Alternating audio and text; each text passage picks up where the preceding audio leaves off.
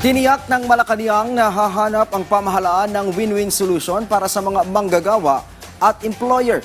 Kasunod ito ng inisyong Temporary Restraining Order o TRO ng Pasig Regional Trial Court na pumipigil sa pagpapatupad ng 85 pisong taas sahod para sa mga minimum wage earners sa Metro Manila.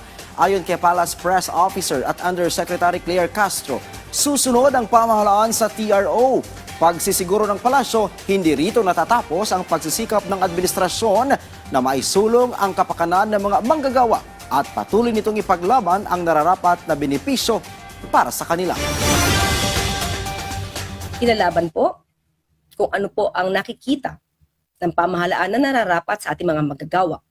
Pero pakikinggan din po ng pamahalaan kung ano po ang hinaing ng mga negosyante. Mas maganda po talaga na maging balanse ang pagtingin dito para hindi magkaroon ng mas malalim na problema o suliranin para both parties, ang employees and employers, ay magkaroon ng win-win solution sa issue na ito.